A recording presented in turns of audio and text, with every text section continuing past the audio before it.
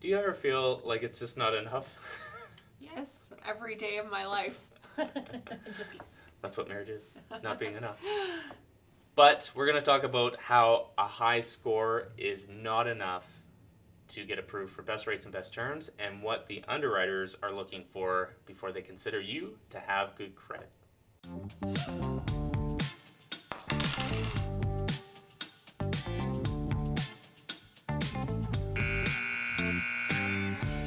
With everyone talking about credit, generally the conversation revolves around the score. But we have talked in previous episodes about how the score that the consumer sees is not what the banks actually use. Okay. Do you remember that? Yep. Don't worry, I won't test you. Okay, good. And today we're going to talk about another reason why the score can be misleading, or some additional things that underwriters are looking for before they consider you to have good credit. Do you remember what an underwriter is? The person who will approve you for credit? I don't know. I Yeah, don't know. no, that's awesome. Okay. So sometimes it's an automated underwriting process done through a computer, but we're going to talk about more what underwriters or this computer system process is looking for. Okay. And I call this an underwriter's checklist.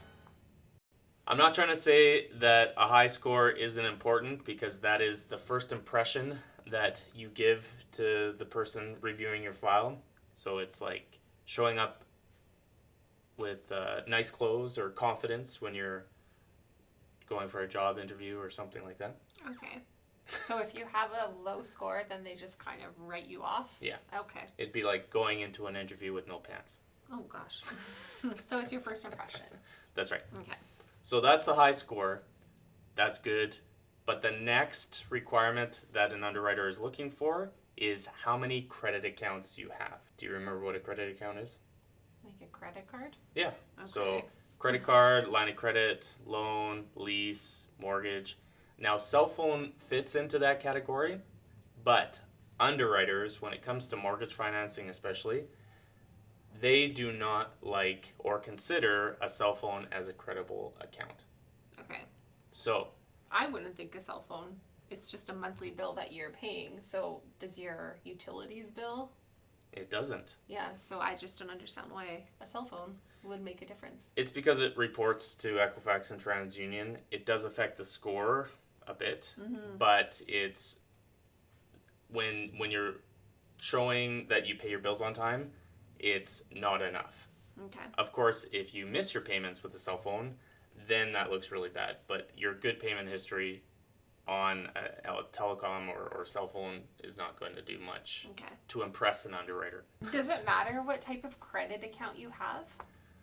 Most lenders would be okay with any of the credit accounts other than a cell phone. Okay. I go through in a different video why a credit card is better than a loan. If you're looking for the best one for building credit, that is a different video. Any guesses on how many credit accounts an underwriter would like to see? 4. Any rationale behind that, or just... No, just Is- I don't even know. So the underwriter would like to see 2 credit accounts. Oh, so close. At least 2, I should say, Okay. before they really feel like you're established.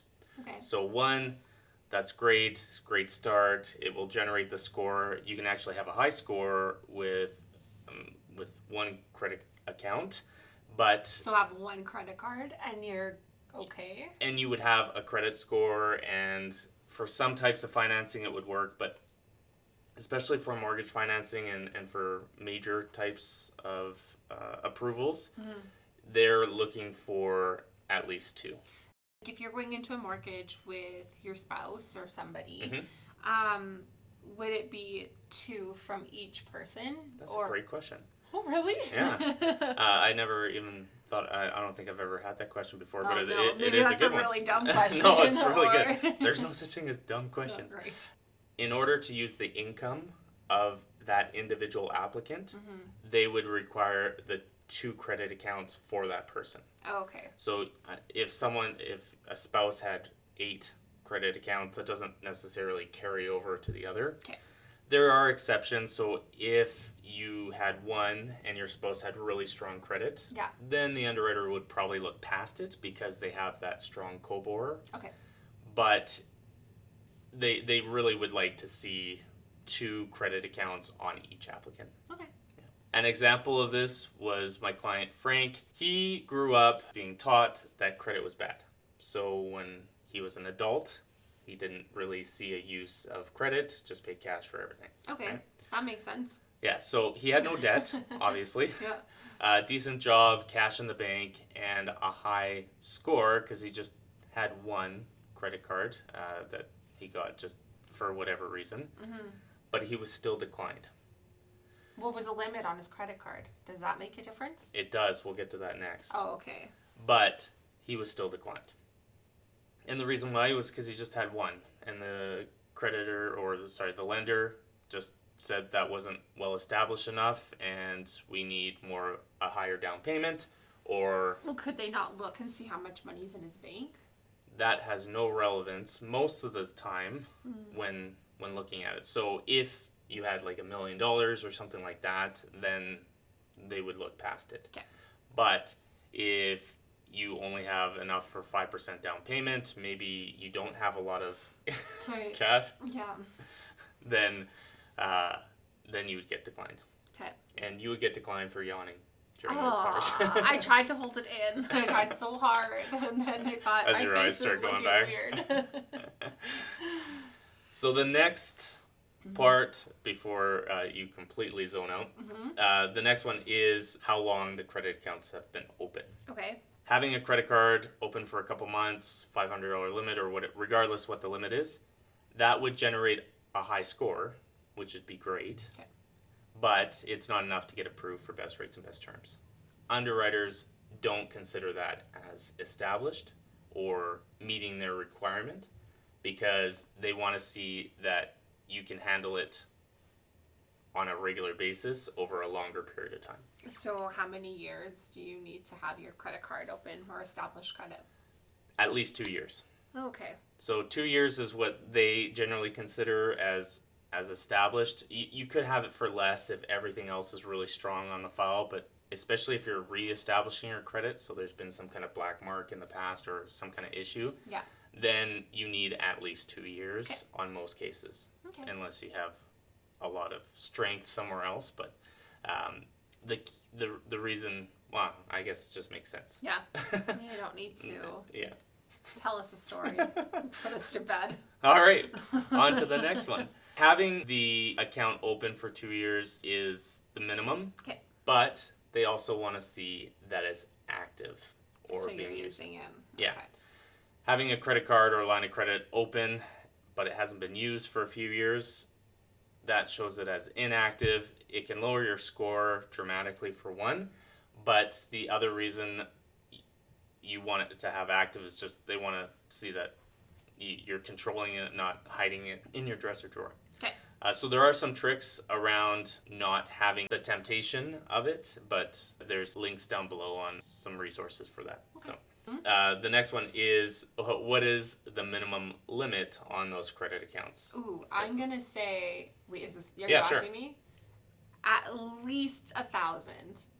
Yes, but higher. 2,500.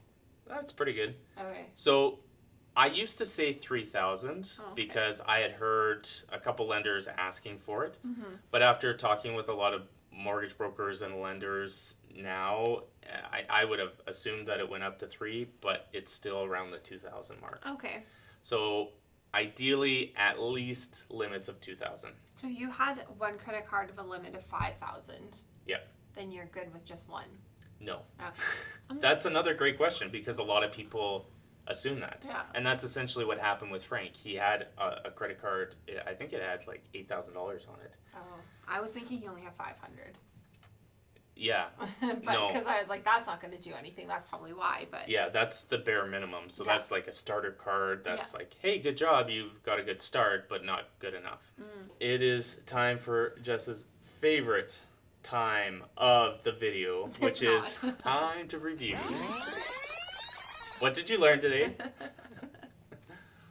that you only need to have 2 credit cards or credit accounts. Credit accounts, that's it, to get approved for a mortgage. And you really only need to have them open for 2 years. Yep. So at least 2, 2, and 2. Oh, it's like 2, 2, 2, 2. Too many 2s there. Too many 2s. All right, so quickly, 2 credit accounts open for at least 2 years with limits of $2,000 or more. That's so much easier. Why didn't you just do that? Oh my gosh. So that's how you can remember it. Okay, There you go. thanks.